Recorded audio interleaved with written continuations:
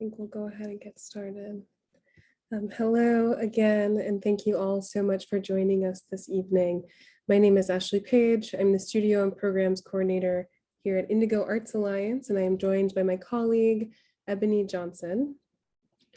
I'm calling in from the Wabanaki Confederacy, the land of the Penobscot, Passamaquoddy, Maliseet, and Micmac peoples, also commonly known as Portland, Maine. Good evening, everyone. My name is Ebony Johnson. I serve as the Engagement Manager for Black Public Media, and I am streaming to you virtually from Dallas, Texas, which I acknowledge is the unceded lands of the Kickapoo, the Humanos, the Tawakani, and Wichita tribes and bands. We're so glad that you can join us. If you would please put your name and where you're calling or you're streaming in from in the chat. We're happy to have you, and as we play the trailer of Revolution from Afar.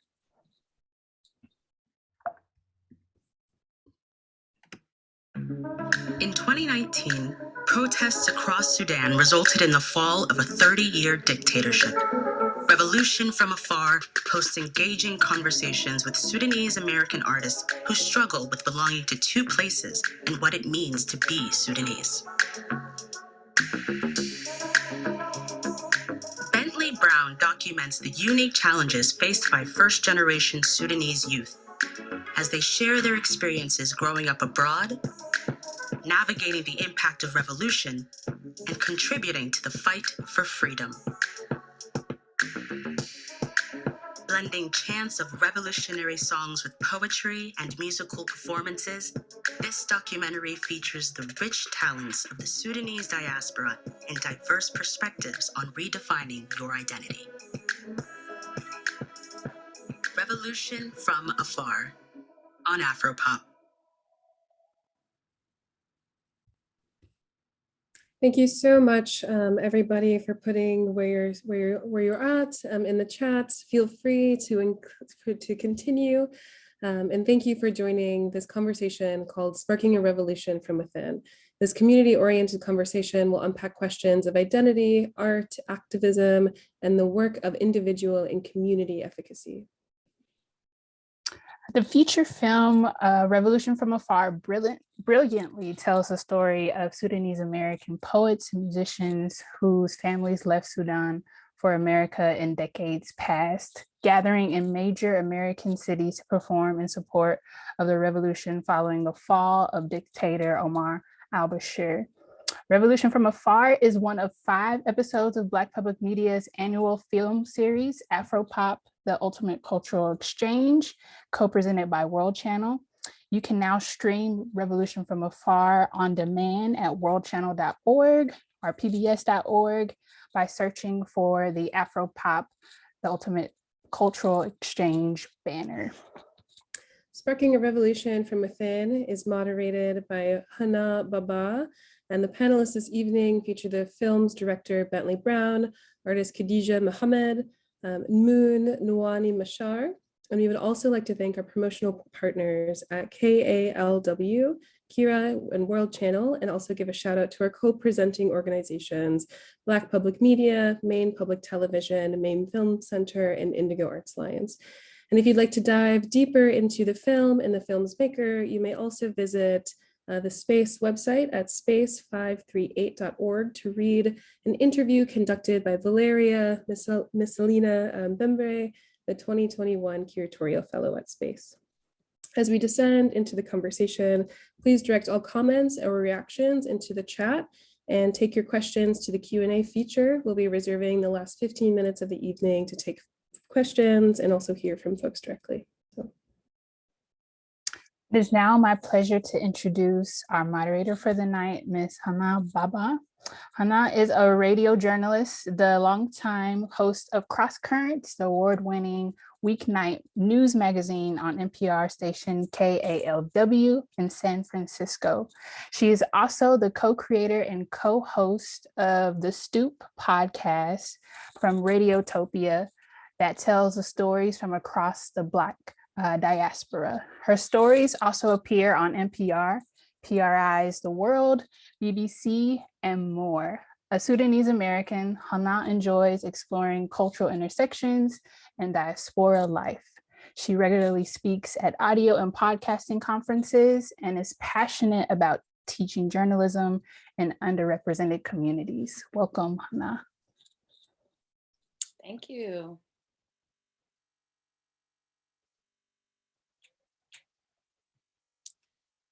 So I'm taking it over, right?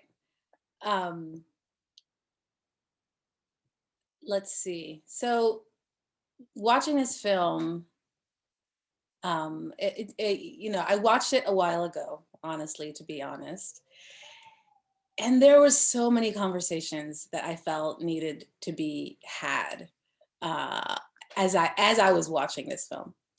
And so as we watched this film, me and my family, we had to go through a lot of feelings. We had to go through a lot of emotion. And part of that is because we're so far away, right, from our homeland. And I think that's what this film is about. So first of all, Bentley Brown, hello. And it's an honor to speak with you. I want to ask you first and foremost about, you're this presence in Sudanese diaspora art, Sudanese diaspora film. And I think a lot of people are wondering, kind of like, well, what's he doing there? What is this white guy from Texas? Why is he so interested and invested in Sudan and the story of Sudan? And he speaks Sudanese, and we all follow you on all your social media. Your amazing ability to just, speak the Sudanese dialect and many others. So if you can just briefly tell us, what's your link to Sudan and why did you make this film?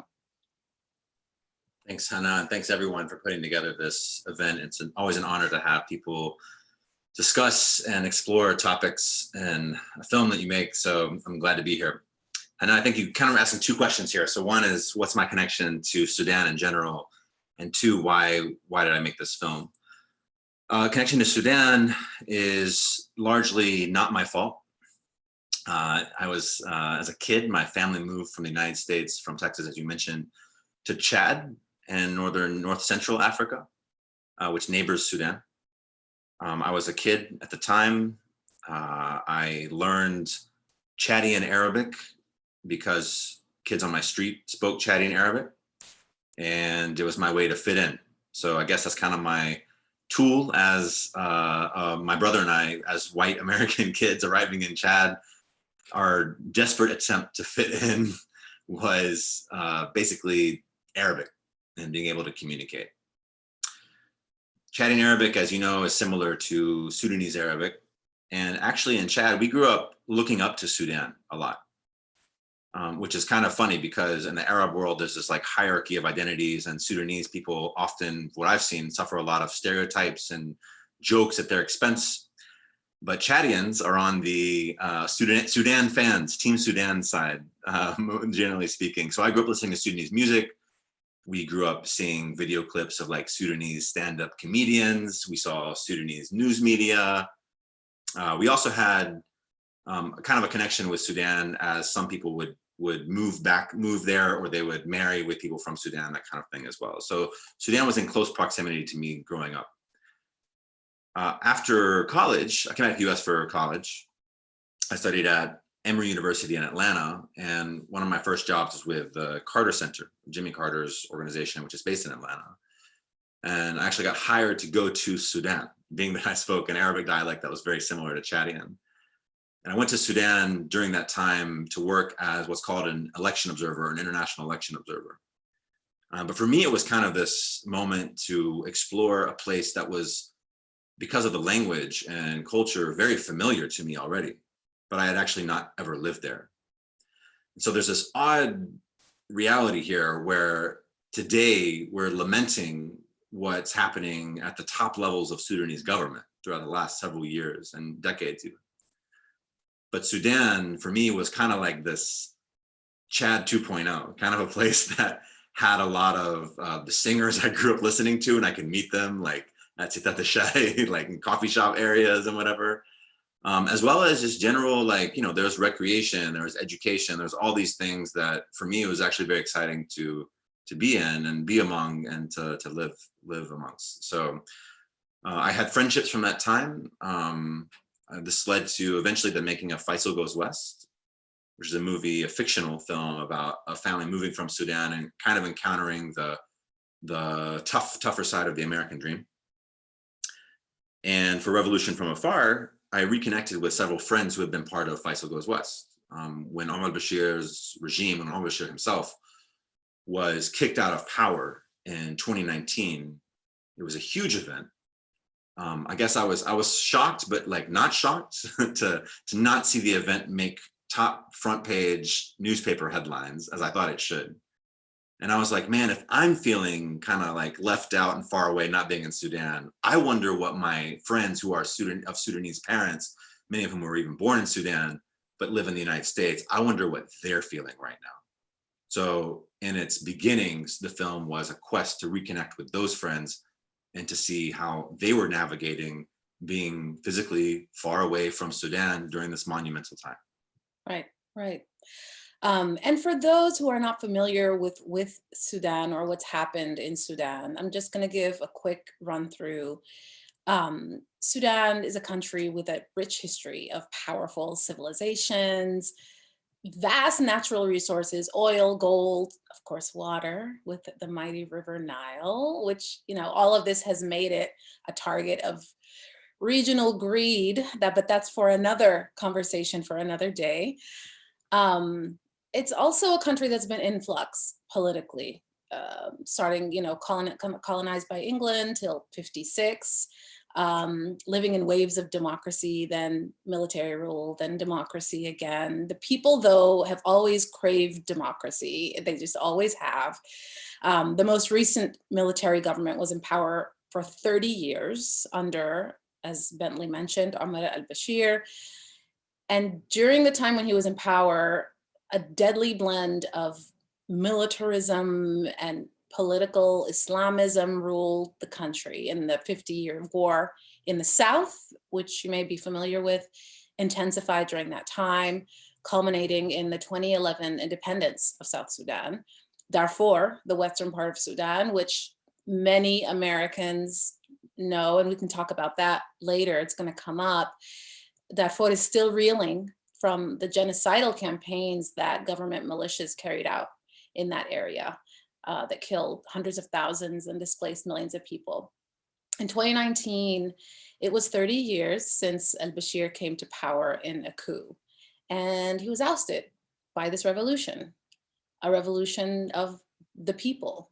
And at the time, spirits were high, it was exciting, but it was also traumatic with brutal crackdowns against protesters at the same time. And we all saw it. My daughters tell me this is one of the few times that Sudan went viral, and you know, it was interesting to see celebrities, you know, Rihanna and, you know, SZA, all these people posting blue for Sudan. We all saw it. And there was this hope in the air. And the hope wasn't just in Sudan, as Bentley was talking about. The Sudanese diaspora worldwide, hundreds of thousands of people. Here in the US, the count is very difficult. It's hard to count. I think for some perspective, let's say the Washington, DC metro area, I think the last count was 30,000. New York City, I think the last count was 50,000. And so this is definitely something that's close to 100,000 people in this country. And at that time, the hope was in the air. We were all glued to our cell phones. We were all glued to the news coming out of Sudan. Oftentimes when people on the ground in Sudan had no idea what was going on because they had no internet, their communications were cut off. And so we, outside of Sudan, became the voice of these people. So this film, Revolution from Afar, is about that time, that excitement, the joy, the feeling of trauma. How do you join a revolution?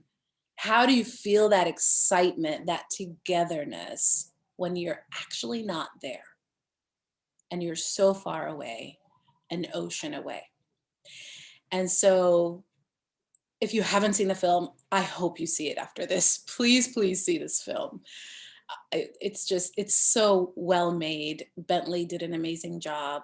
And I wanted to go forward. You know, Khadija, you are prominent in this film because you have a poem, a powerful, beautiful poem that we're going to hear later, that is kind of a through line and is kind of threaded throughout this film. If you can talk a little bit, just if you can introduce yourself, kind of, what's your tie to Sudan? Are you one of us? I came as a baby to this country, but then we left back to Sudan when I was 11. When I started talking about why can't I have a boyfriend like Jessica, that's when they knew it was time to go back to Sudan. But a lot of people came when they were 5 or 11 or, you know, as adults. So tell us a little bit about your, you know, that. When did your family come? When did you come? And then I have another question for you. Of course. Hi, everyone. Salam. Thank you so much for having me. I'm honored to be here. My name is Khadega Mohammed. Hana, I am actually one of you guys. I was born in Khartoum, Sudan. And then we moved to Saudi Arabia like when I was 3 years old. So I grew up a little bit there in Saudi, and we would go back to Sudan every year and spend the whole summer there. So I felt still very connected with Sudan, even though from a young age, I wasn't physically always there. And then when I was 8 years old, we came to America. We landed in Rochester, Minnesota, stayed with my uncle. We were like a family of 4 staying in a 1-bedroom, just, you know, try to learn English and adjust to this new life. So, you know, from there on, we did not go back to Sudan until 2018. So that was what inspired that poem, actually, that incident of going back to Sudan after so long and the feelings that came with that. So, you know, my connection with Sudan, unfortunately, I feel like ever since we lived in Saudi, was always a little bit from a distance. I never really felt like I belonged in Saudi or Sudan like that, but it was heightened even more after coming to America, because now that's like a whole other identity that came with that. So yeah, that's just a little bit of background.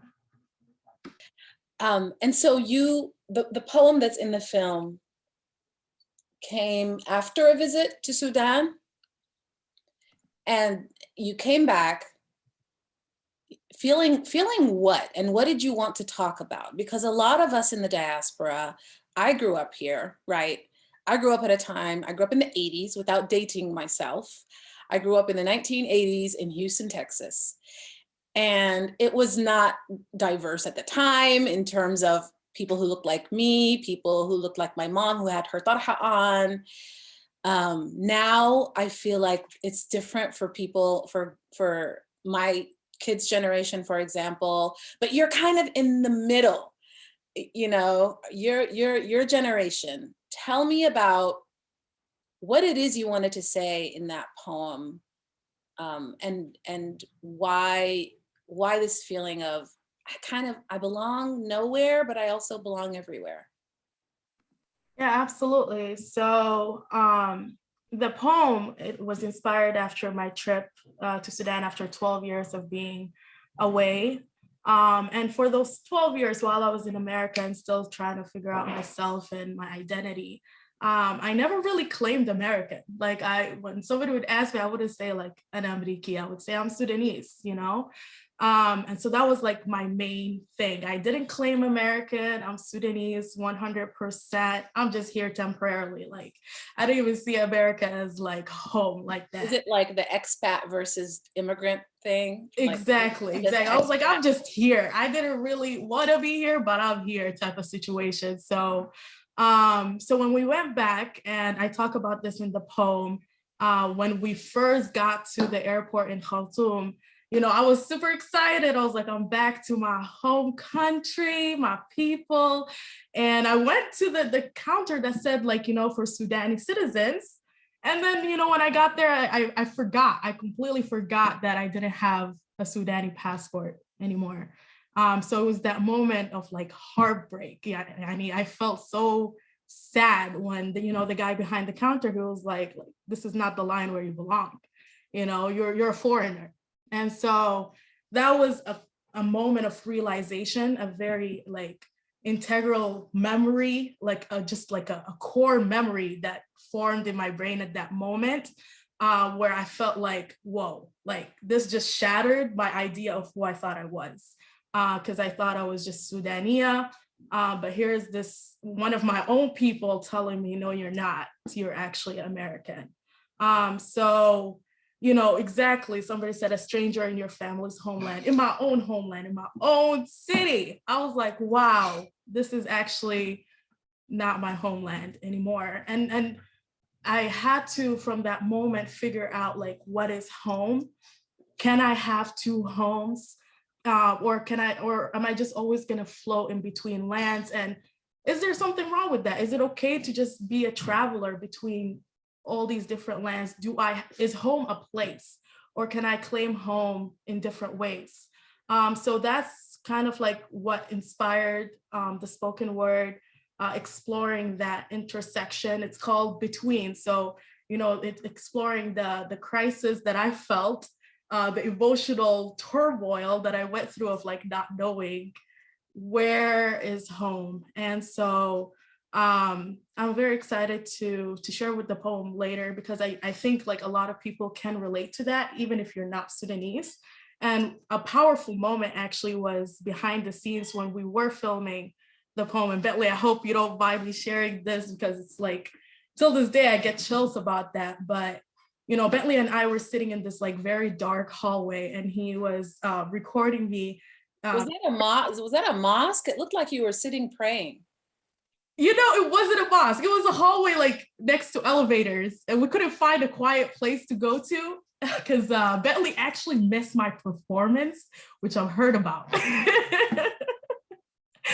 So we had to redo it in that hallway. And as I was sharing this piece, and it was just Bentley and I, and I like heard Bentley like really feeling this poem, like he was tearing up.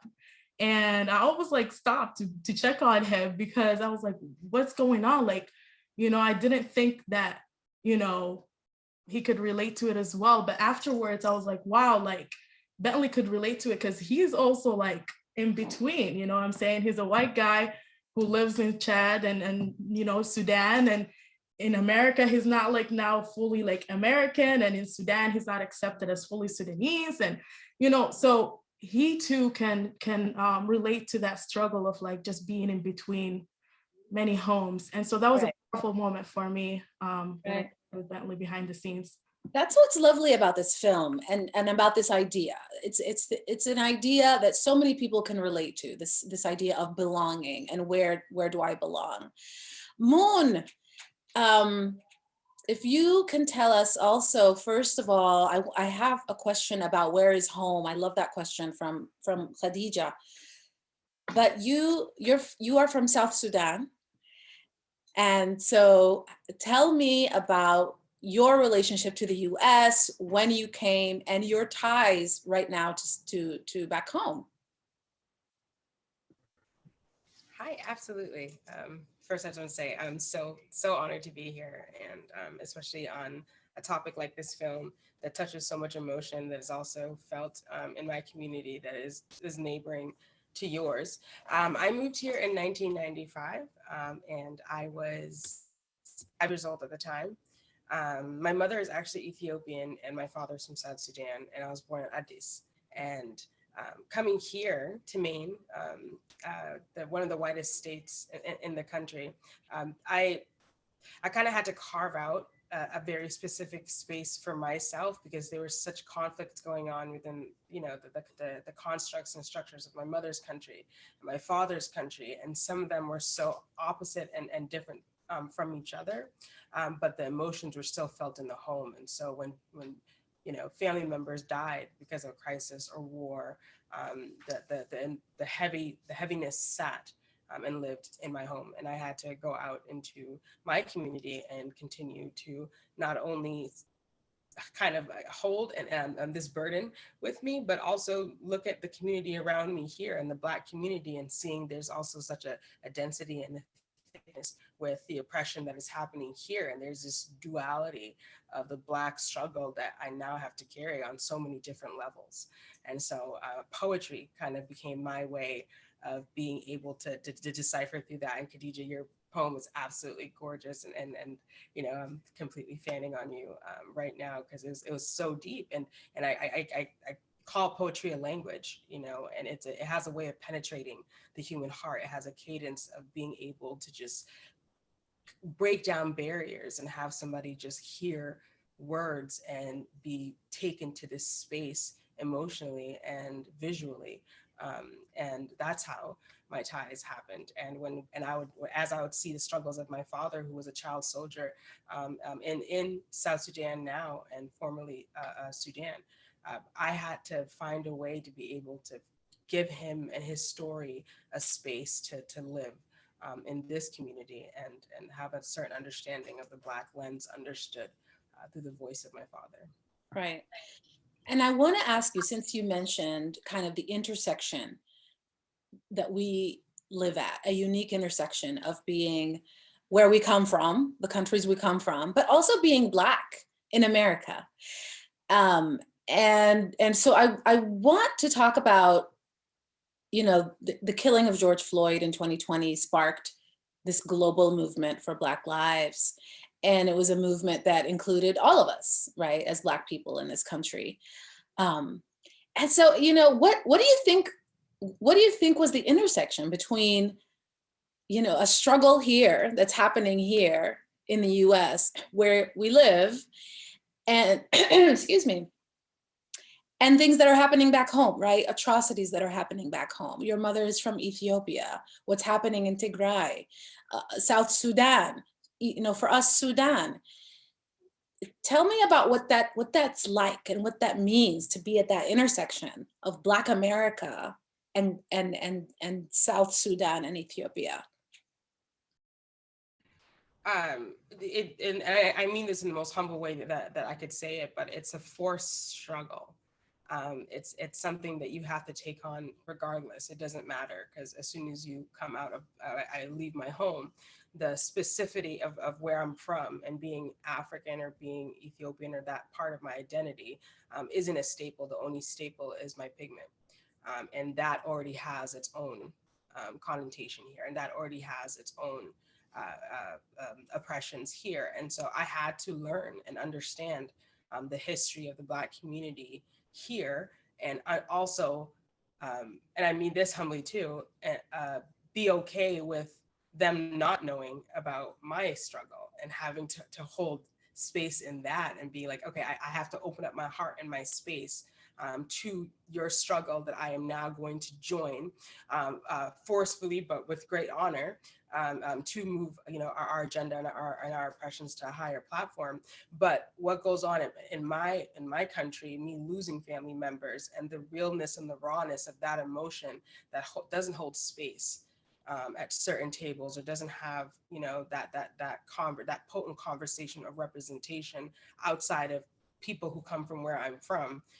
It's an interesting and complex place to be, but I think that it's also a learning moment, and a way to with you know, all pun intended, to revolutionize the ways that we identify not only what our struggles are, but what unites us within that, and loss and pride and nationalism, even in a different country. It happens, and it could be honored and you know, learn from, and that partnership could be such an incredible piece, because like you said, Africa is a very rich resource and opportunity filled land, and it's an opportunity for the diaspora to not only be the bridge for communities here to be able to have this lineage and then this journey to be able to travel back and connect with their identity, but also to acknowledge that different countries are doing it now anyway. We have China, Russia, and different people very comfortably moving into African spaces. So why wouldn't we, you know, better bridge, you know, the African Americans who have space there to. Absolutely. I mean, one of the things I always tell Sudanese friends, Sudanese people, is when you come to this country, you need to understand the Black struggle. You need to understand the history of this country. You need to read about the history of African Americans and people that came before you for you to be able to come to this country. My father came in the 70s. He immediately immersed us in Black history and told us, you need to understand what people here went through and support them and feel it. So I feel like that's an important thing to talk about. But also Bentley, in relation to this idea of who to speak up for, when do we speak up? There was this moment in the film, and I hope everybody remembers this moment. There's this moment in the film, it's very powerful, where there are Sudanese ladies sitting at kind of having this conversation, right? Like an open conversation about all of this, about identity and belonging and Sudan. And there's this moment where a woman named Hajar, she's from Darfur, and she talks about, you know, the atrocities and the war crimes and the genocide that's happened, you know, in her part of Sudan. But she was saying, this has been happening to my people for so long, but only now when it's in Khartoum that people rose up.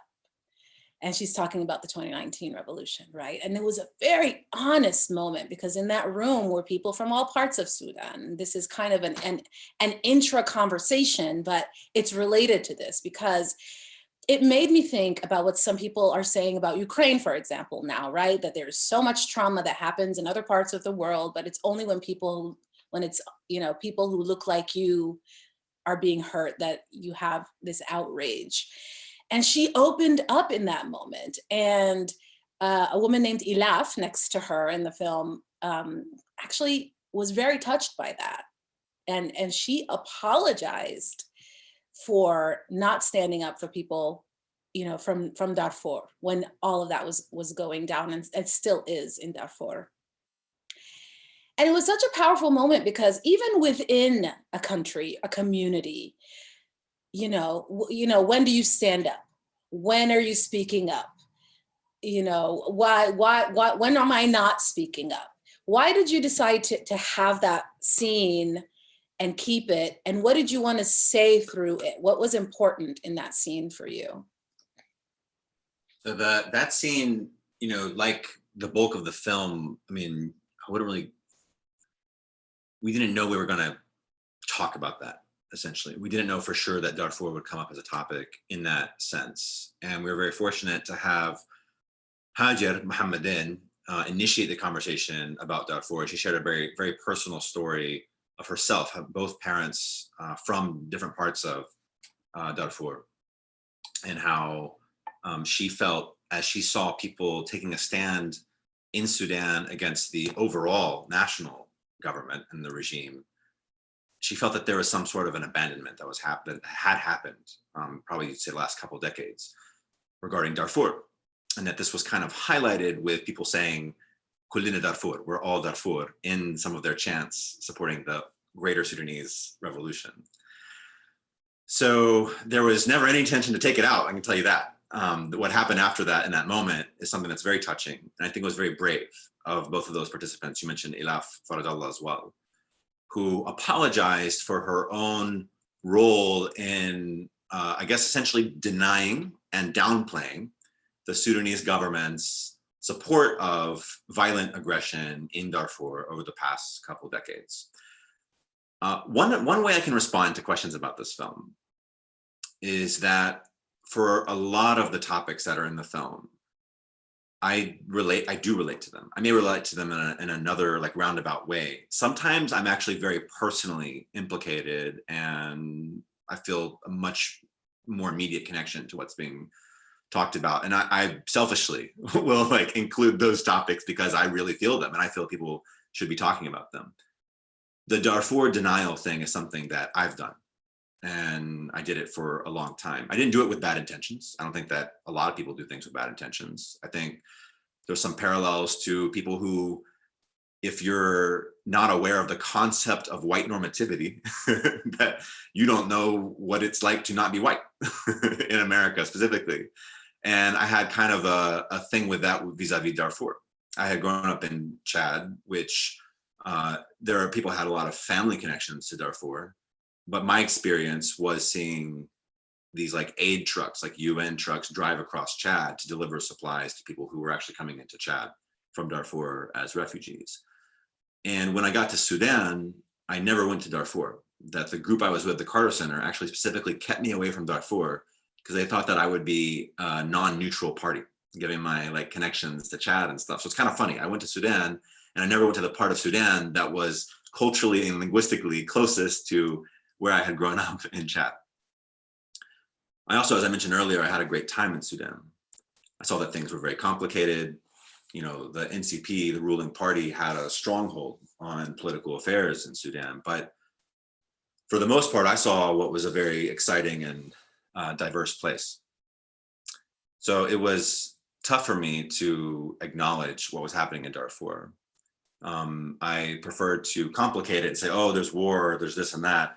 It's not a clear-cut conflict. And I actually called out. It doesn't help when people like George Clooney come and, you know, talk about the issue, or, you know, I think, you know, that moment and what you're talking about is just so many people can relate to that. People still deny Darfur, right?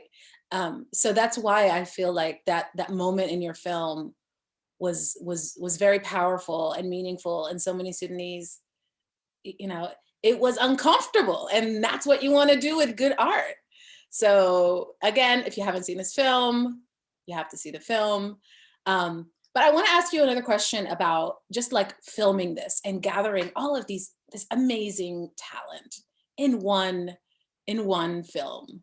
The rappers, the poets, the artists, you know, just like amazing people. What most struck you about the Sudanese young people in diaspora?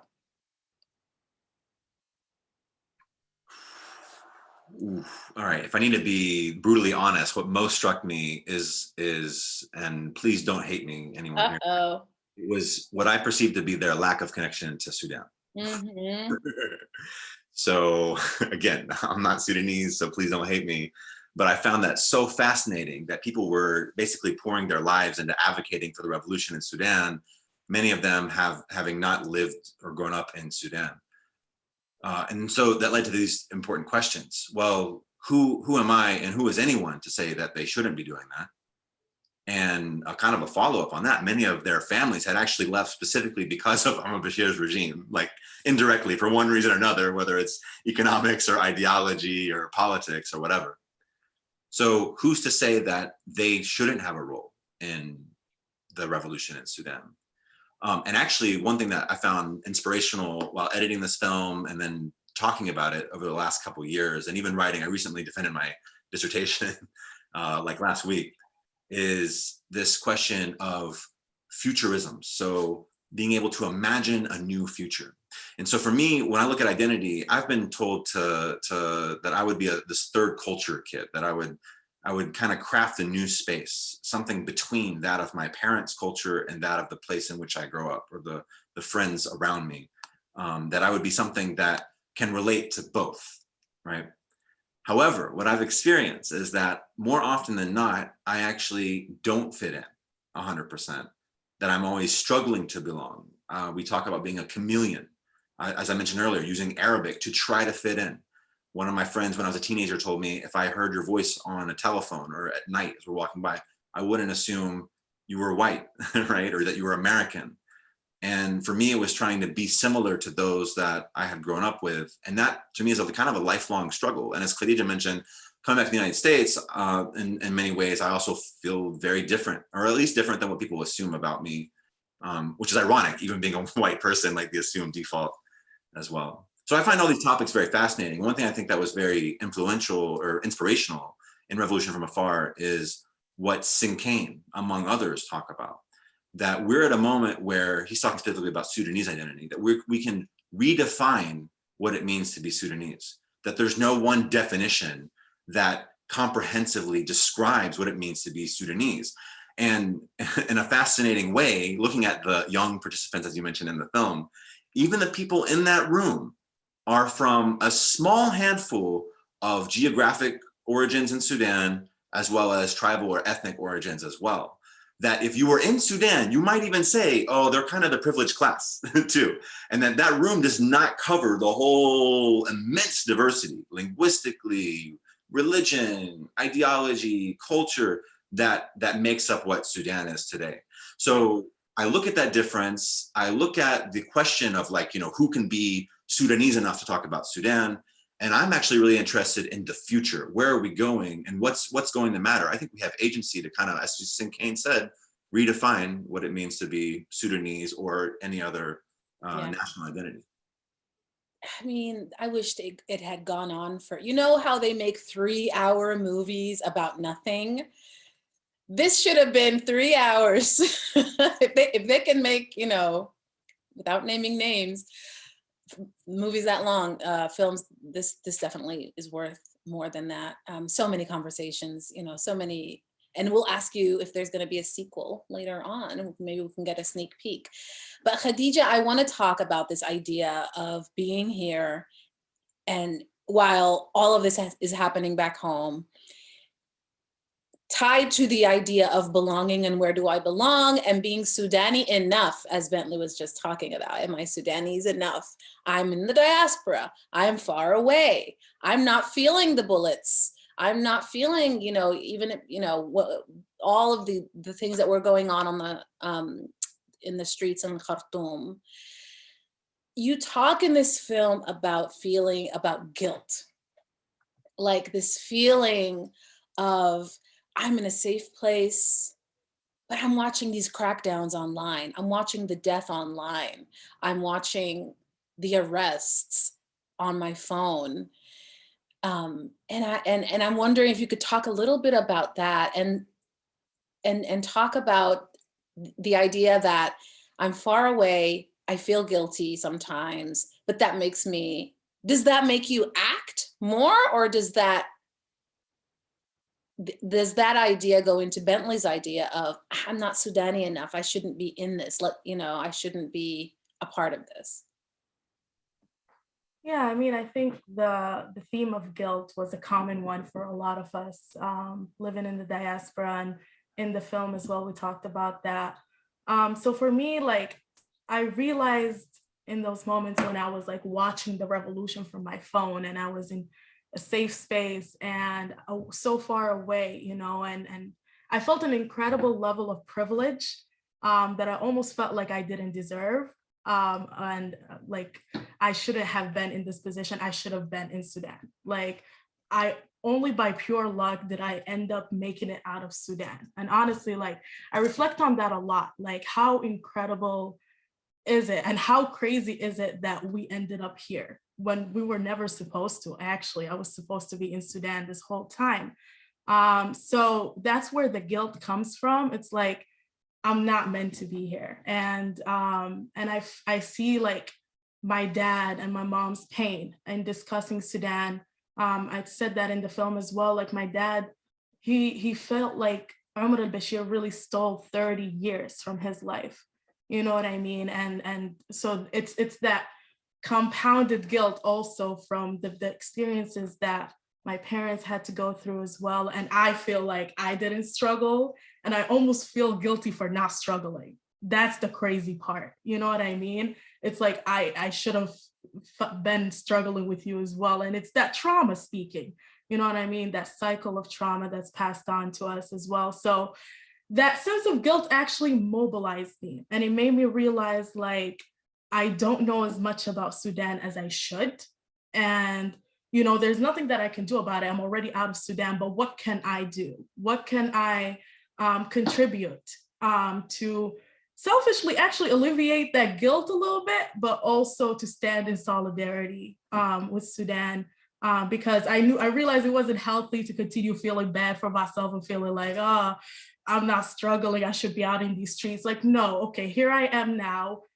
I have like a privilege that people in Sudan didn't have, which was actually the internet, social media. Like, people were cut off from the internet. So, and I have the power of spoken word poetry, of art, and we see how art is such a, like, an integral part to revolution with the chants, like, and it's just, you know, giving people so much hope and joy. And I felt like I could relate to that and contribute to that. But that feeling of guilt, like, I think it's not, you can't ever, like, erase it per se, but you can definitely utilize that guilt and turn it into something more positive and you know, more proactive than just feeling bad for myself and feeling like I should have been struggling in that way where people in Sudan are struggling. But how can I, so I just, you know, started realizing I could do something from here as well. And Yeah. that's okay. Yeah. And I think it was a time when a lot of us were wondering, what should we be doing? Yeah. What can I be doing? You know, is it money? Is it just awareness? People were calling their Congress people. People were starting petitions. I feel like it was a time, still is a time, when people outside Sudan are just constantly thinking about, what can I do? Mm-hmm. In the film, Rami Daoud, artist, rapper, Nubian culture enthusiast and uplifter extraordinaire, and someone who is the Bentley Brown is laughing at that description. But he's a good friend of Bentley. He was Faisal in Faisal Goes West, the 2012 Bentley Brown film. And Rami said something that struck me, and that I had talked a lot with people I know about, which is, because of the privilege that you were talking about, Khadija, there's this feeling of, you know, we should support them, but we don't have a right to tell them what to do because we're not facing bullets. And I think a lot of people in diaspora were feeling the ownership of, this is my revolution too. And just going online and actually telling people on the streets in Sudan, you know, keep going, you know. For me, I always felt a way about that. Were you at all struggling in that part, or was that a conversation that you and your friends or family were having in terms of, how do you support, and what kind of things should we be doing, and what kind of things should we not be doing? Right. You know, Rami did, point to a very important thing that, like, when he said that, it made me reflect in that moment, because it is an icky thing, like, where you're like, you know, I'm here, but, like, it's not my place to tell We're the American, putting their lives on the line, right? How to move. It's like kind of that white savior mentality that we come in with from the West, where we're like, you know, we can save Sudan by ourselves from here. You know what I mean? When in actuality, like, that's not the case. So for me, I kind of viewed my support kind of as an ally, like, because, and we talked about this in the film as well, like, we kind of have a different identity now that we are outside of Sudan as well. It's that third culture identity, where it's, I kind of like visualize it as a whole different group now. I see myself like as a whole different thing. So the way that I viewed it was like, this is like actually a different community that I'm speaking to, because I'm not experiencing the same thing. Therefore, it's not my place to come in and direct this community on how to express itself and how to lead its own revolution. I'm here simply to echo the voices and to do my part away from the actual grounds. And because it's just like, it's not right for us to do that because you're not there. And so we had to find different ways and different outlets for expressing that support. Other than like we understand that, or younger generations get that, but I think our fathers, our uncles, the people that came here because of the previous government, or having a really hard time understanding this point of let's be humble, let's be, let them do their thing. We have no right to tell them what to be doing. It's an interesting point. But I'd like to segue into your poem. Yes. We've been talking about it for so long. Before we do that, I just wanted to say real quick, that point you were talking about, like with our fathers and our uncles, like that is a conversation that I had with my dad.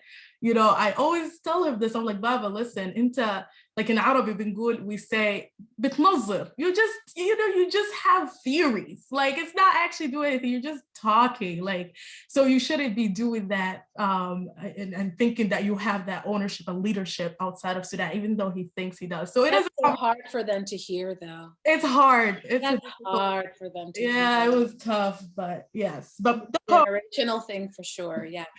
For sure. So let me pull it up and I can go ahead and share the piece. It's called Between.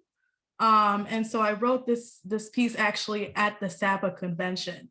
So I was invited to perform, but I didn't have a piece written until I got there. I wrote it the morning of / the night before morning of. So when I performed it at the SAPA convention in the film, it was my first time actually reading it out loud.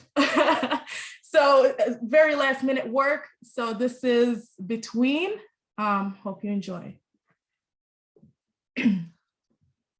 This past summer, I just went back to Sudan after 12 years of being gone, after 12 years of trying to figure out where I belong, after 12 years of trying to hold on to my motherland, to my Arabic tongue, my culture, and what I remember of Sudan, trying to hold on to the slowly dissipating memories of home. I didn't know what to expect, didn't know if my family would accept or reject me, didn't know if I was still Sudanese enough. We land in the airport in Khartoum and I rush to the line with a sign above it that says, citizens. My eyes glistening with tears of joy that I'm finally back home, or what I thought is home, back to where I was born. And when I got to the counter, I was encountered by an immediate letter of rejection. He asked to see my Sudanese passport to prove my identity, and it didn't dawn on me that my passport was no longer green. Rather, it was navy blue and stamped on it as American Dream. He looked at me and said, "This isn't the line where you belong." He then pointed to the line with a sign above it that said, foreigners. I wanted to scream, no, you're wrong. In America, I also don't belong. So where am I supposed to go when in both lands I can't claim home? Memories immediately flooded back to that one time when I was 6 years old and when my cousins suggested we go swim in the body of water that gave birth to us.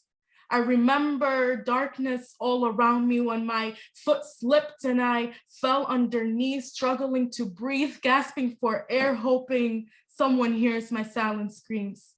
No, I'm falling. No, I'm sinking. No, I'm drowning. I was drowning in the Nile. And now I'm still drowning in denial of which identities I'm supposed to be. Drowning in denial of what society tells me.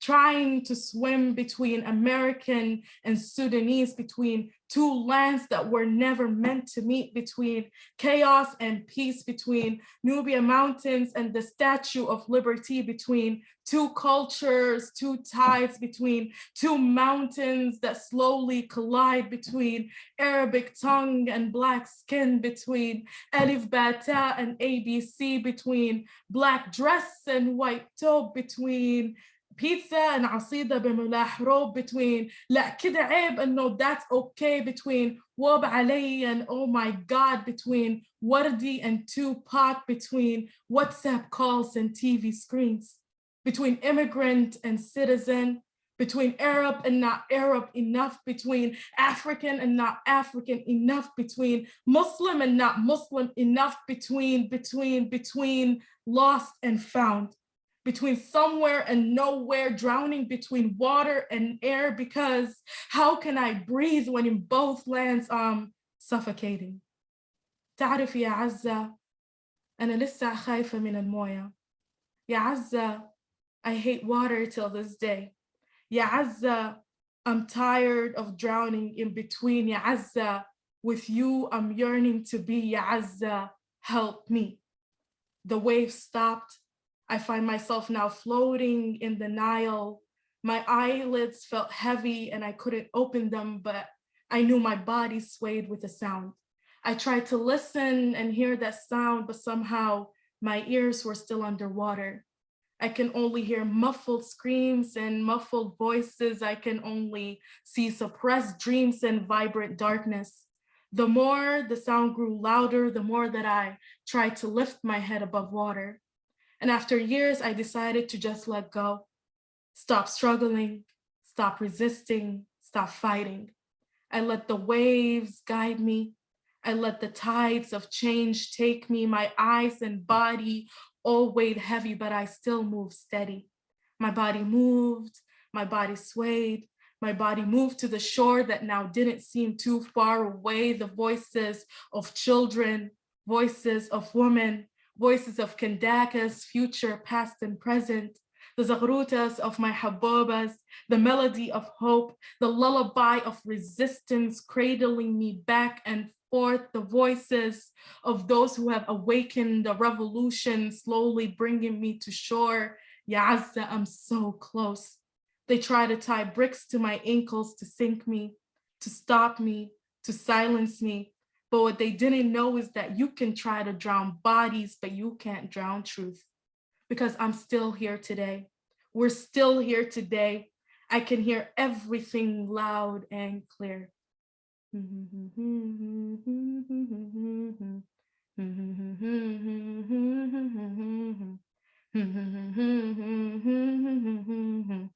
أنا أفريقي وأنا سوداني.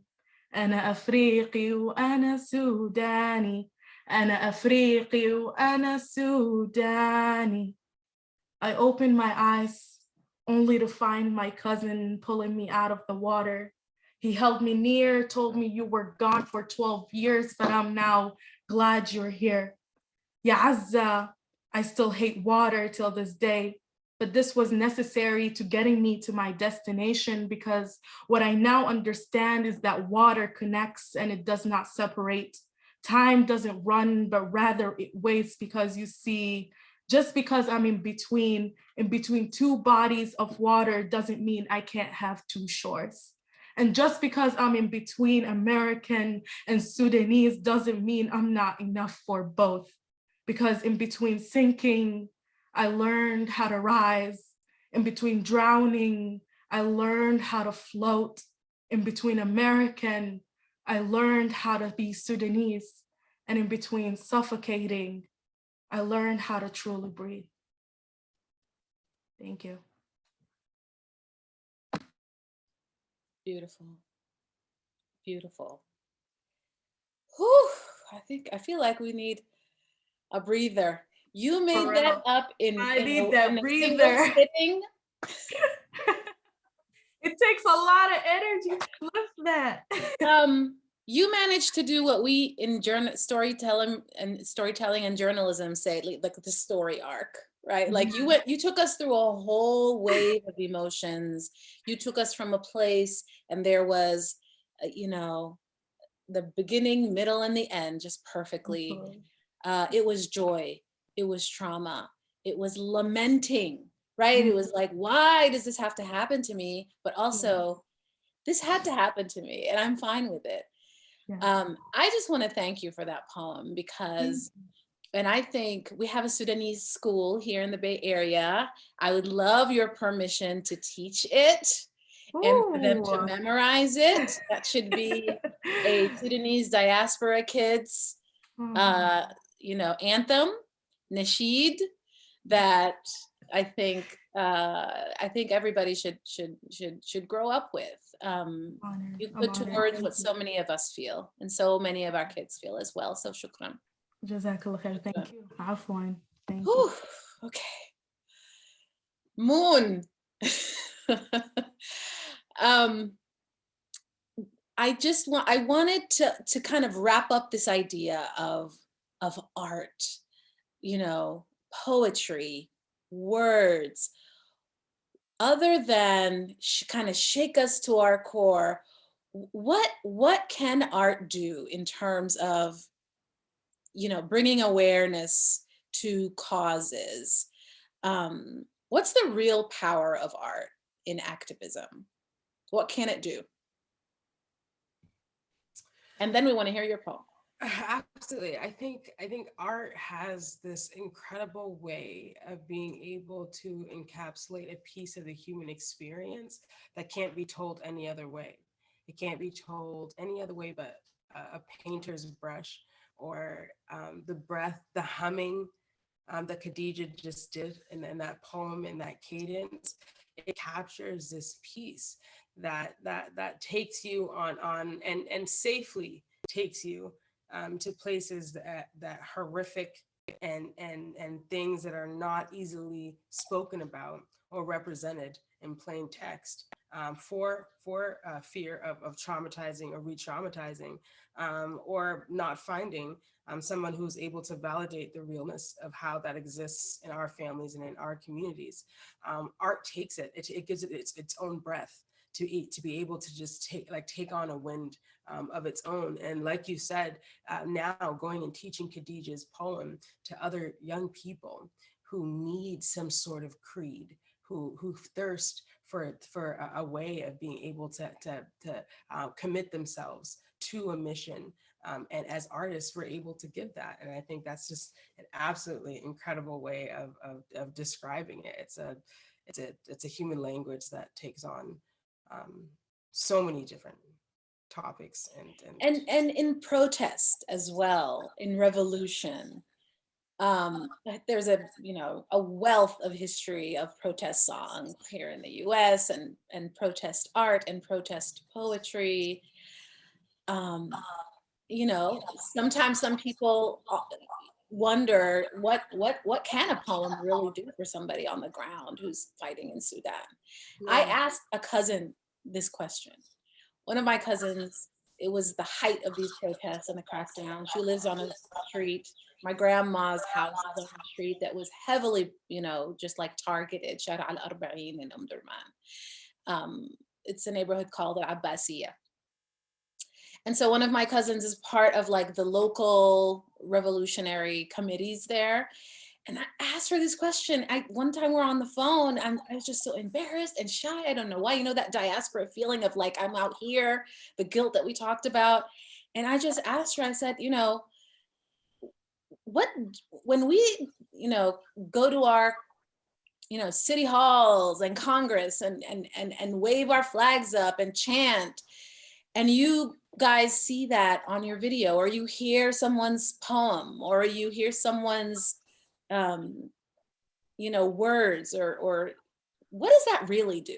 Is that really doing anything for you? I humbly ask, because I'm just wondering if this is just for us to feel better about ourselves. And she stopped me in the middle of my sentence, and their electricity was off and the water was off. And she said, no, it gives us strength. It gives me strength. When I turn on my phone and I see somebody in, I don't know, London or Washington, D.C., who's Sudanese, who's, you know, taking their kids with them to the protest. When we see these things, it fills us, and it makes us want to keep going out on the streets. Yeah. And so it's very powerful what you all do, and I thank you so much. And smooth segue into Moon and her poem. All right, thank you so much. And I think that if I could just briefly say about the representation of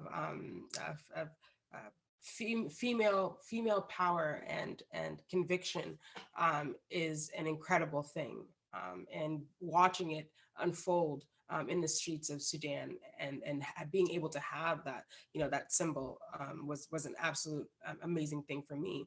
And now seeing that as mothers and sisters of the ones who go and you know, who a lot of them are losing their lives, it's an honor to be able to tell stories like that. And so I am going to share this piece that I actually wrote for an activist, Dee Clark, who passed away here, and just also with the merging of the activism that goes on across cultures and the ways that it affects our heart. And it's called Let Me Tell You About a Woman. They say when an old man dies, a library burns to the ground. But when a Black woman dies, her body returns to nourish the foundations of a temple she spent her life guarding as her last breath becomes its melodic sound. Not until she leaves us and we feel the void of her presence do we understand the true treasure we had in her essence. Can I tell you about a woman? It's often said that struggle can breed strength, that the sum of the added strife can be the driving force to push us to any length. What happens when those struggles are boulders, when the pain is laid on the base of a Black woman's shoulders? What happens when rejection affects the way she sees her reflection, when the hue of her skin offers no relief to a plight of a life rich with pain and oppressive subjection? It's enough to make anyone turn cold, enough to bring down a tower with those same boulders that could have been used to strengthen the mold. Well, can I tell you about a woman? She took the broken pieces of glass that broke in her heart and made mosaics that most thought to be art. She took the stones and began to build bridges over rough rivers, forgot her own pain and traveled far and wide to study the pain of other women and began to conjure elixirs. She took what they stole and used it as a lesson to build roadmaps for her sisters and her brothers. The mosaic thought to be art was really a map left for those lost in the same pain to find their ways back to wholeness and reinforce that happiness can still be regained. Can I tell you about a woman who lit up a world and left us the torch, that we may continue to light paths and leave signals of hope like a light left on in a porch? So rest in peace and in the power you left. Rest in the lessons and blessings we kept. Rest in love that surrounded your life. Rest assured that because of your work, many will continue this fight. Because when a Black woman dies, she becomes part of the temple foundation. As we gather to worship and remember, there is true power in a life lived without reservation. Let me tell you about a woman. Thank you. Beautiful. Beautiful. My daughter taught me this. She said, "You don't clap anymore. That's old, mama. You gotta snap." Beautiful. And again, I think it speaks to this global Black struggle, global Black revolution, global Black pain, global Black joy. We are all connected. And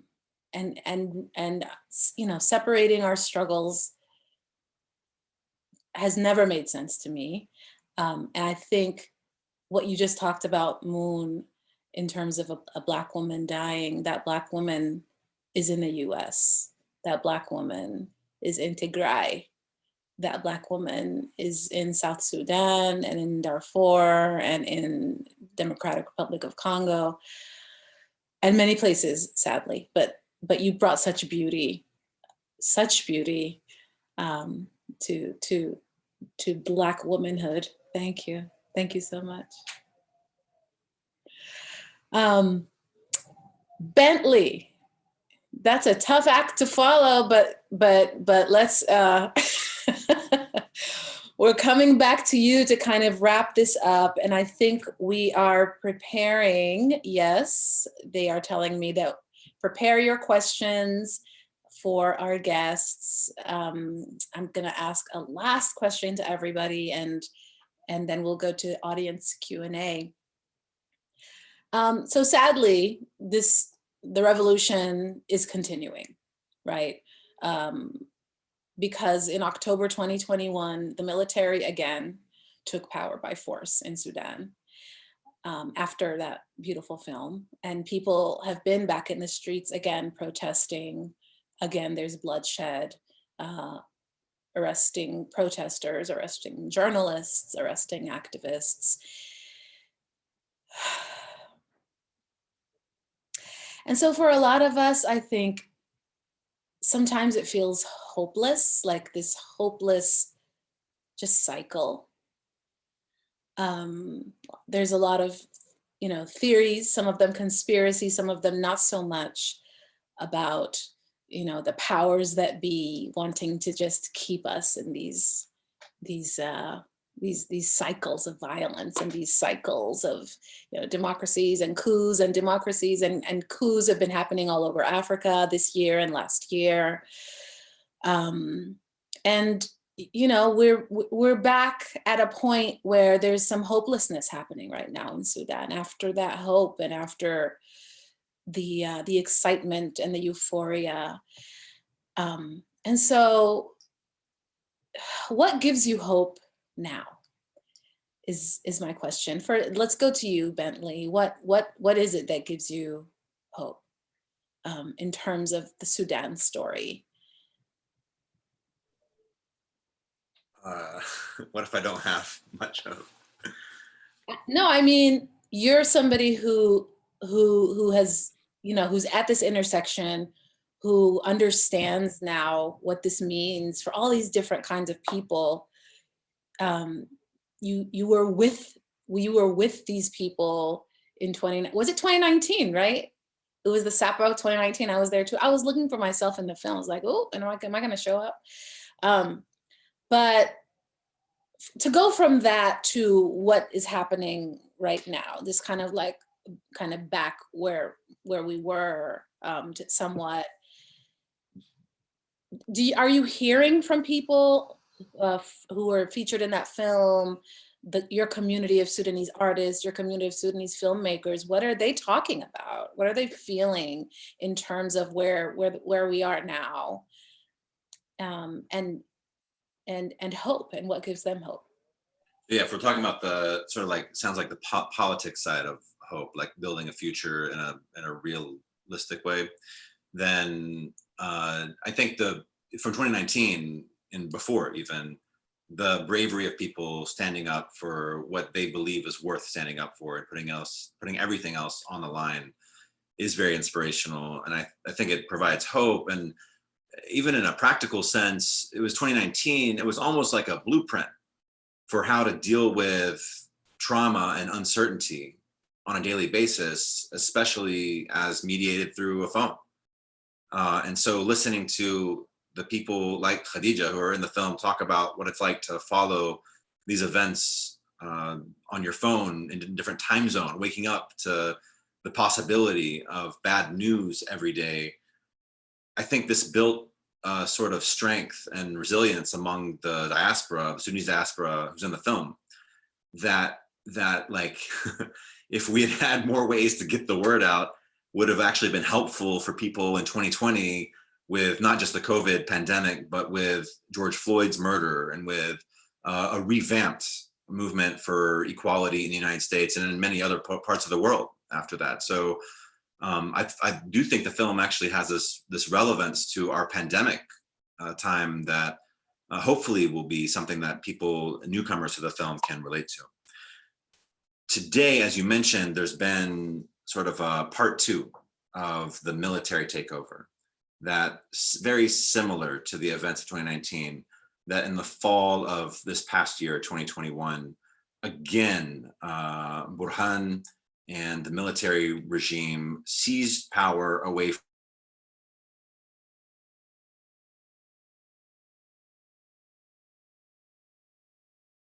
I think Bentley's frozen. any of, Oh, there you go. yeah, sorry. Yeah, I don't particularly draw hope from any of those moments from the politics side of it and from the military. But I mean, I get email notifications on a bi-weekly basis from, it's like, I don't know, for some reason I signed up for the US Embassy newsletter when I was in Sudan years ago, and there are protests organized on a regular basis, and people are still putting it out all on the line. And I do find that to be extremely brave. You know, people like Rami, we traveled with the film this past fall. Rami, even though he's not living in Sudan, is staying very closely connected to the events and really helping to spread word about that political sort of, you know, in its own way, it's a very realistic fight that's happening. And I don't know. I mean, it's tough. I'll just be honest. Like it's a really bleak situation. I think that the people in Sudan deserve a whole lot better, and they're not getting What they deserve. Yes, I completed your sentence for you. I did Mad Libs a little bit because you froze. Oh, sorry. Yeah, I don't know where I froze. So you can just imagine me saying really inspirational stuff, but not as inspirational as seeing these revolutionary committees at work week by week. They're continuing. They are fearless. Khadija, what gives you hope right now in this moment? I mean, all the artists in the film definitely, I think, give me hope that at least something will come from their togetherness, their work that has already begun. What gives you hope right now? I mean, like Bentley said, it's a little hard to draw hope to see like a future for Sudan that's better than what's going on right now. But I do think like what gives me hope in all of this darkness and what serves as like a beaming light is actually just the spirit of the Sudani people. I think the generosity of the Sudani people, the goodness of Sudani people. Me being Sudanese, I'm still finding out about it each and every day, and it moves me so much, especially when I'm surrounded by other Sudanese and the community, and just like talking to my family in Sudan, like they're, despite facing so much, they're still so hopeful and still such lighthearted people, good people. And so I think for a group that is good as the Sudani people, and you know, and being humble about it, I think Sudani people are just amazing. I think God will not let such a people like down. I think justice will be served, inshallah. And so I rely a lot of my hope in God to really, you know, alleviate all of the struggle that my people are facing. And, you know, we have this verse in Quran, it's like, Allah will not change the condition of a people unless they change themselves. And I do think, yani, there's a lot of hard work to be done and a lot of just faith and belief that, you know, God will see it through and help the Sudani people through all of this. So I just, you know, draw a lot of inspiration from that and just faith in God. And Moon, what about you when you think about the things going on back home? What gives you hope? I think what gives me the most hope is the younger generation. I think that there's something to be said about the gatekeeping that happens with the elders and the ones who are in power right now. And we're kind of feeling the trickling down of the years of biased agendas of anybody who comes into leadership. And now this rejuvenated faith that the younger generation could take on a voice and can actually take a mission forward and dethrone something that for so long was so feared and felt like it was so finite. it gives me hope. That's what keeps me going, because I start to realize that it can be dismantled, and that ivory tower that we thought could never be broken or was just going to be passed down like a mantle to another oppressive piece can be interjected, and our voices and our presence and the ways that we dream of a better a home, you know, because my desperate dream is to be able to walk down a street and know that my grandfathers and my fathers before them and my grandmothers were buried in this land, and this rich soil actually appreciates and loves me for who I am, without question. So that's what draws my hope.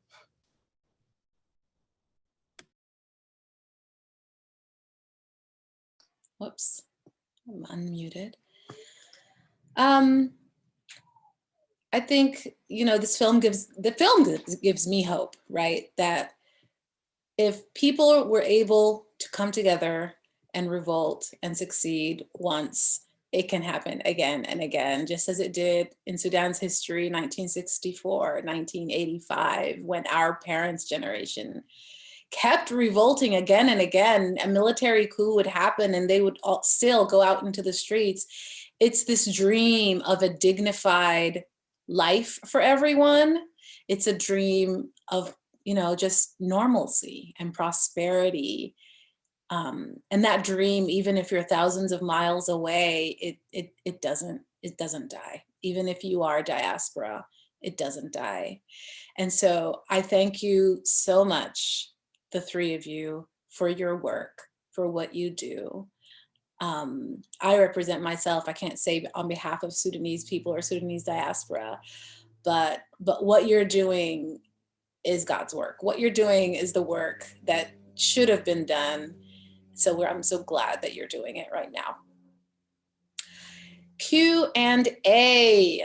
Anybody have any questions? I saw some questions earlier, some comments, some wonderful comments that you, I guess you saw. Let's see. Oh, Bentley, there was a question about subtitles. Joan is asking why you chose to use more subtitles in English. Why did you not? Ooh, my eyes. English. Why didn't you do it in English and Arabic? Was it the usual money? The film is subtitled in both English and Arabic.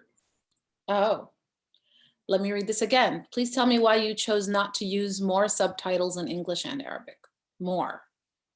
They might be asking why are there moments in the film that don't have subtitles. So I don't know if they've seen the Arabic version or just the English, but maybe why there's not subtitles for every single word. And there are moments that I've consciously removed the Arabic and English subtitles for various chants, because translating poetry literally, depending on the situation, can be misleading. So people reading the literal translation of some of the extensions of the now famous, like Shuhadana Mamatu Aishin Masuar chant towards the end of the film, I actually took some of the translations off because I want you to be focusing on the emotion of the characters and the actually still processing Khadija's words rather than being distracted by like whatever stretch of a metaphor we're doing in the translation at the bottom. That's the only thing I think they might be asking about. Otherwise, the film's completely translated in English and Arabic. All right, so another question for Bentley. I wonder how your film is received by Black Americans who descend from enslaved Africans. Okay. How do they connect to it? Okay, so this one's interesting actually. And I think this opportunity that Black public media has given us with the Afropop series on PBS is going to really widen my perspective on this, because we've largely screened at universities, at independent cinemas, film festivals, and we've gotten a range of responses, but I think this is going to open us up to like a much bigger audience. So I'm super grateful for that. I think there's a couple ways to approach this. I've heard feedback from people that the film is educational. So we've kind of touched on this today, that like someone coming from Sudan to the United States, more often than not, their version of assimilation in America is largely going to lean towards Blackness or notions of Blackness, like what it means to be African American. Mostly, and that is a whole conversation. Yeah, that's its own thing. It's its own thing. Yeah. Yeah. So I think the one bit of feedback I've received from Black friends who aren't of a recent African migration is that this film has been helpful in explaining and adding information to the experiences of their friends who do have those backgrounds from Sudan specifically in this film. You know, and there's all kinds of parallels you can draw to coming from other places as well. That's one thing. The other way I look at this film is I'm trying to expand our discussion around identity to include nuance and also to include people not fitting in, as I mentioned earlier. So being in this kind of liminal space. I'm actually really curious to hear from more people as to how does that relate to the erasure of history that happened in this area throughout and after the time in which slavery was a thing here. So I don't have an answer for that. And I'm really curious to see if there's any optimism that can be drawn from the discussions in the film based on that. If that's fair to say, if that makes sense. So I'm actually really happy that we have this chance to go on PBS, and I would be thrilled to hear more about the film. Every time we screen the film in a place or in a new network, we hear different perspectives that we didn't expect to hear. We recently screened in London, and people in the London screening, some of them said, had this film been in British accents, we would have felt like part and parcel that it was describing our experience in the UK, cut off from Sudan, and our desire to be a part of the revolution in Sudan. We screened in Doha, Qatar, like 2 days later, and people said, we kind of get the film, but we're not allowed to protest here. So we never had that avenue to, whether it's supporting the revolution or even just the solidarity expression or even the chance to cope through protests, we never had that. So it's really exciting to hear reactions to the film. That's my answer. Thank you, Bentley. Our next question, this is for everybody. Have you ever experienced the "where are you really from" situation? And how did you navigate it? Is there a circumstance you choose to share? The "where are you from"? No, where are you from? I could start. Throughout my life, I've been asked that question, right? Like, where are you from? What are you? It's what are you? What are you? I think it depends on how I have my scarf on too. So if I have my scarf on like this, I've gotten India, I've gotten Arabia, just like a Black Arabian. But then if I put my scarf in the back, I'm actually gonna do this.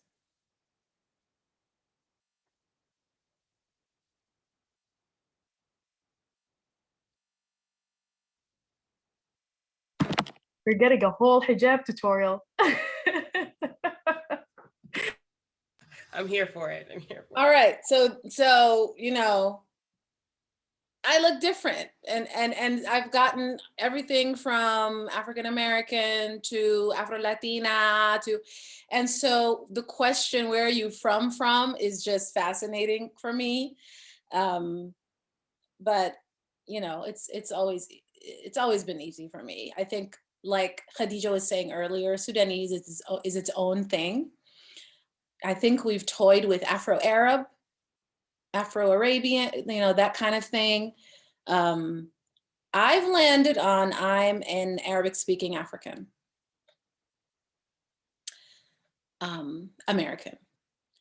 I'm not Black American. I'm an American African. What about everybody else? Let me get my scarf back. Moon. Yeah, I could. It's so funny because it's a question that actually used to make me very, very insecure. I come from Ethiopia, and there's a lot of colorism that happens there, and so I don't quite fit in with the Ethiopian aesthetics. But then my father, who comes from the Nuer tribe, and comes from the Nanalic people, I don't fit that mold either. And so it was this very insecure space that I lived in for a while. And here in America, even the idea of assimilating, and I remember going to school and being so afraid of the teacher going through our names because I knew that she was going to spend more time on mine, and that's more attention, and an insecure first day of a child, and the only Black one in the class, to then have to explain, and it's like, what are you? I'm like, I don't know, an elephant in my past life. Like, so that question it's so interesting, but our names, gives us away. And so it's when I went to the military and had to, and went amongst a lot of an African-American community, I think it was one of the first times that I also recognized that there was a difference in the ways that I'm perceived because my last name is there. And there's more questions that were asked about what brought me to stand in the space that I was standing before that. And so it was always this added burden. So I grappled with that for a long time. And even with my name, hyphenating it to Moon, because sometimes you just get tired of coaching people to try to say your name like your dad, and so, yeah.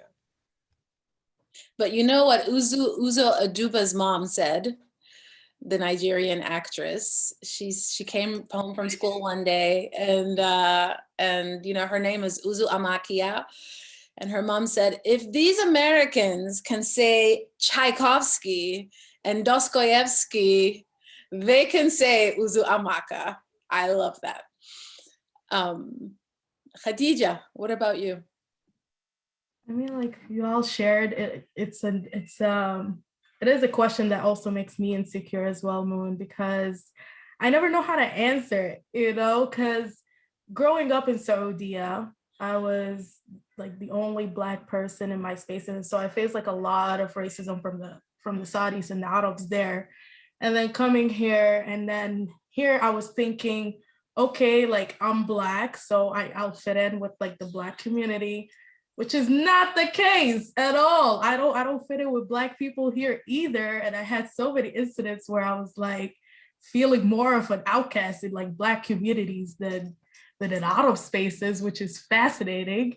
So it's just, I think also like the fact that we're Black, but we have this Arabic tongue, or like this difference in us, people see our Blackness differently, and then they like interpret it how they want to interpret it. So, I can be speaking with like an Arab person, and they might say something racist or derogatory towards like an African-American Black person. And then when I would say something like, hold up, like we're the same shade, they're like, no, but you're different. And so it's so confusing, because, it's hard to navigate the world in all these different spaces and different identities. So when people ask, people within what is it? Let alone people within Sudanese communities as well. That's a whole other thing too. A film for Bentley Brown. It's a good idea to document that, because it's a whole discussion. So yeah, within even the Sudani community. So I always feel just like floating, you know what I mean? I create my own communities. I started hanging out with the Pakistanis and the Indians. I was like, all right, let me find something completely else. But totally, like when I get that question, like, where are you from? Where are you really from? More recently, I started just claiming Sudanese. It's its own thing. Like we've been saying, I'm not gonna just fit myself into the African box or the Arab box, or because I find myself to be disappointed if I fit myself in any of those. So saying more so just Sudanese is more liberating for me than trying to fit myself into other boxes. And we'll end with Bentley, because you also are at many intersections and come from many places. So what's your answer to the question, where are you from? Oh my God, yeah, it's a really tough one. I mean, in the US, funny because white's the default. And Hamid Nafisi wrote about this on like the hyphen question, and how we have like Mexican American or like Chinese American or even African American, right? And how the like white hyphens more or less disappeared over the last like century. So like if you're Irish American or Italian American or German American, it's like, well, you're American. And that's just kind of like a fun fact on the side. But those other hyphens are something that people are still using to, I would say, to otherize in a way, right? So In the US, I don't get that question of where are you from? I would never, I mean, not that I can imagine, get that question. I get it all the time outside the US, and especially in the Arabic speaking world. And the way that it's asked can lead me to feel like a varying level of how much do I not fit in, essentially, right? And I really, really don't like the idea of foreignness for anyone in any place. I think that the word foreign itself, and we don't really have an option in Arabic, say ajnabi or insan gharib even, like it has a negative connotation and it implies ignorance. And like something's only foreign as much as you don't know about it. So instead of, you know, calling a person a foreigner, why don't you go learn about them and familiarize yourself with them to where they're less otherized in your mind? But yeah, in Saudi Arabia, Khadija, you mentioned Saudi Arabia, but Saudi Arabia have this weird dichotomy where, you know, people, when they hear I'm American, they're like, oh, Ameriki, they kind of give me this privilegey kind of treatment in a way. They also assume I'm stupid, which may be true. When they hear me speak Arabic in my Chadian accent, they like want to correct me. They say, no, we don't talk that way. Or it's just funny and cute. So like I had a friend watch a cut of one of my new films recently. She's Saudi, and she's actually from an ethnic minority in Saudi Arabia. She's very aware of the otherization and the sort of Saudi, you know, Arab normativity or whatever. And she was like, yeah, your film's really serious, but you're speaking Chadian Arabic. I'm like, yes. She's like, yeah, but that's kind of funny, isn't it? I'm like, not to me, you know. In Sudan, it's very interesting because like I mentioned earlier, when I got to Sudan, it was kind of like this culminating event of my life. Like I had grown up listening to Sudanese music. I was very familiar with a lot of Sudanese cultural elements, and my Arabic dialect is very similar to Sudanese, but it's still different enough that I would stand out. Sudan has a degree of international trade and people that move to Sudan from other countries and other places. So there are some kind of working stereotypes around that I would navigate on occasion. In Chad, there's almost zero international interaction, which means that from the beginning, you know, being like white kids, my brother and I would be like followed around. People were like, what the hell are you doing here? You know, after time, when I speak in Chad, people don't ask where you from or what country. They would ask me, where in Chad are you from? Right? Because there's knowing, obviously I have some other background, obviously, right? But there's no way that someone from outside this country learned this dialect without having lived here. So and I had this moment where I was in a shared taxi in N'Djamena coming back from the market a few years ago. And there were a few people in the back who had gotten in, and I'm in the front seat because I got in first. And this driver, after a while, he heard me speaking on the phone to my friend who I was going to see for dinner. So I'm speaking normally, you know, like that. And he did that when I hung up. I asked him actually where he was from. He said the same place you're from, and he actually nailed the dialect in the center of Chad. So these are moments in which how the other person responds to you can really determine your mood and how you like feel, whether you fit in or not. And yeah, it's interesting. I wish we could go on longer, but Khadija over there is looking hungry this Ramadan evening when she's supposed to be breaking her fast. It's fine. It's fine. Another hour won't hurt. It's past. Is it past time? It sure is. It sure is. Okay. Okay.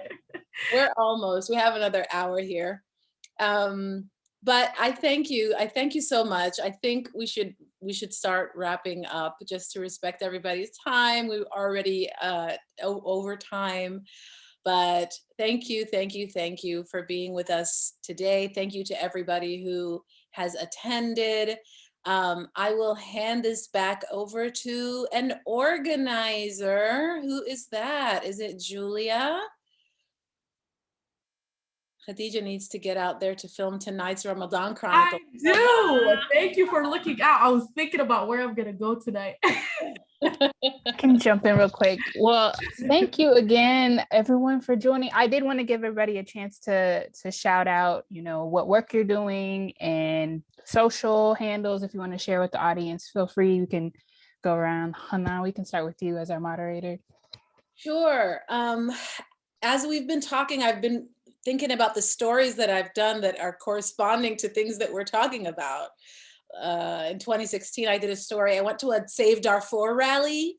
Remember them? 2006.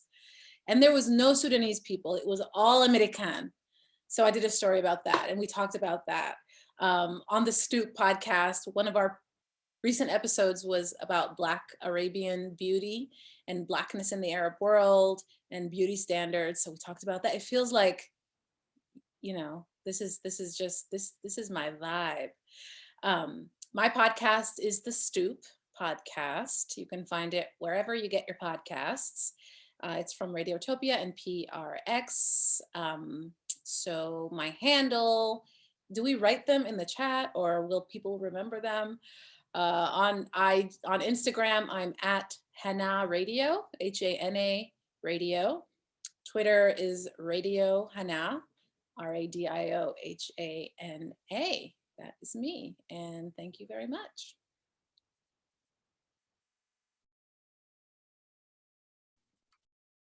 For me, I'm gonna plug myself in real quick. Actually, I'm doing something interesting. So it's a different form of art. My mom is really into cooking and, you know, Sudanese food. So we started a page called Keto Sudani, where we take traditional Sudanese recipes and add a little keto twist to it, make them a little healthier. So we're sharing recipes on there. We're gonna restart it again. We started last Ramadan, but we're picking back up again, where now I'm actually gonna be cooking with her. So the idea is that passing down the recipes down to the next generation, which is myself, and really preserving the Sudani culture and food.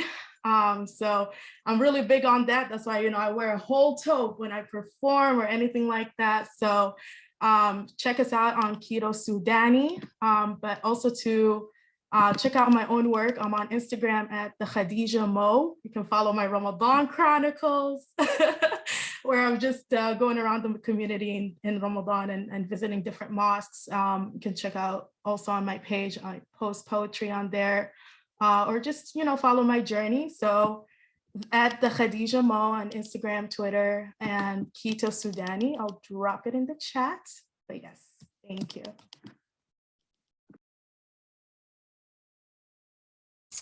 I could go ahead and go next. I just put my Instagram handle in the chat for everyone. A few projects that I'm working on. I recently was in a documentary called I Come From Away that chronicles the immigrant story and then the story of transition by way of my parents. And also here in Maine, in 2019, we recently had an influx of asylum seekers that came from West Africa and South Africa. And so it's been a really interesting social experiment almost to see what a predominantly white community, how it handles a situation like that. It just streamed on PBS and it is circulating in different screen festivals. I am also always in the community sharing and trying to raise especially mental health awareness and conversation and destigmatize them in immigrant communities. So yeah, that's we need to talk about an episode that we're doing. Yes. Oh, absolutely. Absolutely. Yeah, and I'm on social media at Weld Brown, the son of Brown, WALDBRON, dropping in the chat here. The film Revolution from Afar will be screening in person tomorrow for anyone in the Boston area at Tufts University. We screen next week in DC at Georgetown next Monday. Each of these will be a screening Q&A and iftar. So my dream is to call them, at least by nickname, Revolution from Iftar. I'm open to other suggestions as well. And hopefully visiting the Portland, Maine area in the summer. I think that would be a blast. Yes, okay, good. I see some enthusiasm and confirmation there. That sounds good. I want to thank Valeria Bembry, who curated an amazing exhibit. It was online last year that featured our film, Revolution from Afar, as well as discussions around the film. Thank you for that. That was hosted by The Space online. And now I'm looking forward to coming back in person and enjoying some real space in Portland. I've heard good things. I've driven through once. It was a good drive through, but I need to spend more time there and would love to listen and learn from the Portland community. So excited for that. Thank you everyone for this event tonight. Thank you all. Thank you so much. Ashley, I'll let you say some closing remarks. Well, yeah, thank you all. This was such a wonderful, insightful, and vulnerable conversation. So thank you all for allowing us to see into not only, your heart space, but your mind space.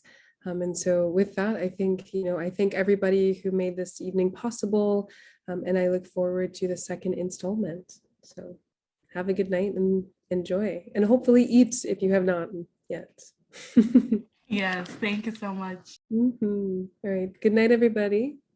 Thank you. Good night. Bye.